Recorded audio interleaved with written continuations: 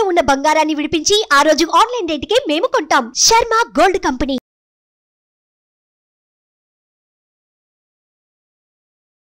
నమస్తే, welcome to Suman TV. నేను మీ యామ్ని. ప్రస్తుతం మనతో ఉన్నారు ప్రముఖ ఆధ్యాత్మికవేత్త గురుస్వామి బ్రహ్మశ్రీ రాజన్ నంబూద్రి గారు ఉన్నారు. వారితో మాట్లాడదాం. నమస్కారం గురుగారు. నమస్కారం అమ్మ. గురుగారు, ఈ నెలలో అసలు ధనుసు రాశి వారికి అండి ఏ విధంగా ఉంటుంది? వీళ్ళకి సంబంధించిన దానము అలాంటి ఏం చేయాలండి? ధనురాశి వారికి మంచి ఫలితం రావటం అన్నది ఉంది. గత మాసం కన్నా ఈ మాసంలో ధనురాశి వారికి విద్యారంగంలో కావచ్చు, ఉద్యోగ రంగంలో కావచ్చు, రైతులకు కావచ్చు, పోలీస్ రంగంలో కావచ్చు, రాజకీయ వ్యక్తులు కావచ్చు, సినీతారులు కావచ్చు, మరి అనేక రకమైనటువంటి కంపెనీలో, వ్యాపారంలో అన్ని విధానమైనటువంటి పనిచేసేవాళ్ళు, ఇంట్లో గృహిణులు, బిజినెస్ చేసేవాళ్ళు కావచ్చు, ఏదైనాటప్పటికి కూడా ఏనాటి శని పట్టుకున్న వంటిది అష్టమి శనికి రావటం అనేది జరిగింది. ఈ అష్టమి శని దోషం వల్ల బంధుమిత్రుల్లో ఏదైతే ఉందో, రక్తబంధం కావచ్చు, ఏదైనా కావచ్చు, కొన్ని విషయాల కారణం వాళ్ళు దూరం అయిపోయినా దగ్గర అవ్వడానికి మంచి అవకాశం కనపడతా ఉంది. ధనం విషయంలో చూసుకుంటే ఇక్కడ లాభము 11 ఉంది, నష్టము 9గా ఉంది.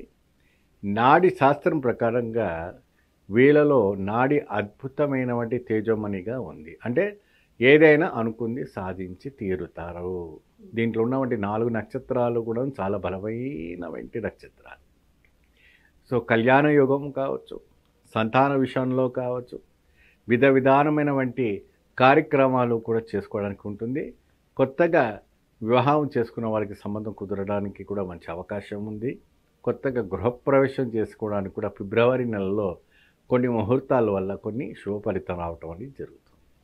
అలానే ఈ రాశి వారికి సంబంధించి ఎలాంటి ఆలయ దర్శనం చేస్తే మంచిదండి? వీళ్ళు ప్రత్యేకమైనటువంటి ఆంజనేయ స్వామి ఒక ఆలయం, ఆంజనేయ స్వామికి వడమాల వేసి మంగళవారం రోజునే 11 ప్రదక్షిణం చేసి స్వామికి ఇష్టమైనటువంటి హనుమాన్ చాలీస్ ధనురాశి వారికి వాళ్ళు ఆ ఒక వస్త్రము ఏదైతే ఉందో, స్వామివారి సింధూర రంగు వస్త్రం వేసుకుంటారు కాబట్టి అది స్వామివారికి కప్పి ఆ సింధూర వర్ణం అభిషేకం చేసి హనుమాన్ చాలీస్ వీలైతే ఒకసారి, వీలైతే 11 సారి, వీలైతే 108 సారి మీ శక్తి ఆ హనుమాన్ చాలీస చదివిన వాళ్ళకి అతీతమైన వెంట ఒక ఫలదాయకం రావటం జరుగుతుంది.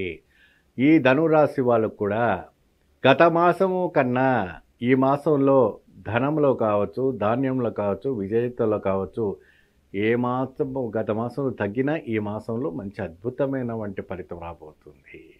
అలానే ఈ రాశి వారికి సంబంధించి దానం అంటూ ఏముందండి? వీరు ప్రత్యేకంగా ఆంజనేయ స్వామికి వడమాల చేసే స్థలంలో ఆకు తమలపాకు ఉంటుంది కదమ్మా, ఒక బుట్ట తమలపాకుని స్వామివారికి లక్షార్చన చేయటం, ఆ బుట్ట ఆ ఆకులన్నీ కూడా అక్కడ వచ్చేవంటి భక్తులకి దానం చేయటం, తమలపాకు దానం చేయడం. తమలపాకుతో దానం చేయటం వల్ల వాళ్ళకి పట్టినటువంటి దరిద్రం ఏదైతే ఉందో అవన్నీ కూడా తొలగిపోయి మంచి అద్భుతమైన వంటి ఫలితాలు రావటం అనేది జరుగుతుంది. గురుగారు, అంటే మంగళవారం రోజు ఆంజనేయ స్వామికి పూజ చేయమన్నారు కదా, ఈ రాశి వారికి ఎన్ని ప్రదక్షిణాలు చేయాలండి వీళ్ళు? అమ్మ, ఇప్పటికే మనకి ఎప్పుడైనా స్వామివారికి ఆలయం విశాలంగా ఉందనుకోండి, కొన్ని ఇరుకు ఆలయాలు అంటే ఏదో మూలకు కూర్చోబెడతారు, ఏదో మూలకు స్వామి రామరామ అంటూ కూర్చుంటారు కాబట్టి చిన్న చిన్న ఆలయాలు ఉంటాయి. కొన్ని తాడుబంద ఆలయాలు, కర్మంగట్ట ఆలయాలు, మా కొండగట్ట ఆలయాలు ఏమండి, ఇంకా ఏదైనా విశేషమైనటువంటి ఆంజనేయ స్వామి ఒక ఆకృతితో ఉన్నటువంటి ఆలయాలు ఉంటుంది. అటువంటి ఆలయాలు ఉన్నప్పుడు 41 ప్రదక్షిణ, 11 ప్రదక్షిణ, 108 ప్రదక్షిణ చేసినా తప్పులేదు.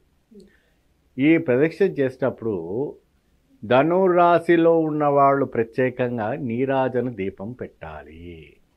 నీరాజన దీపం అంటే ఏంటంటే కొబ్బరికాయ ఉంటుందా, ఆ కొబ్బరికాయని జుట్టు తీసేసి కొబ్బరికాయ పడగొట్టి దాంట్లో నీళ్ళన్నీ తీసి శుభ్రంగా దాన్ని బట్ట పెట్టి తుడిచి నువ్వుల నూనె పెట్టి ఒక బట్టతో నల్ల నువ్వులు వేసి దారం కట్టి ఆ నువ్వుల నూనెలో పెట్టి ఆ 2 కొబ్బరి దీపం శ్రీ ఆంజనేయ స్వామి వారి దగ్గరికి వెలిగిస్తూ ఉండాలి. ఆ వెలిగిస్తే సమయంలో శ్రీరామనామ జపము స్మరిస్తూ ఆంజనేయ స్వామికి విశేషమైనటువంటి అర్చన చేసుకుంటూ మీరు చేశారైతే మాత్రాన తిరుగులేనిటువంటి సంపదన మీకు కలుగుతుంది. చాలా చక్కగా తెలియజేశారు గురుగారు. ధన్యవాదాలు. నమస్తే.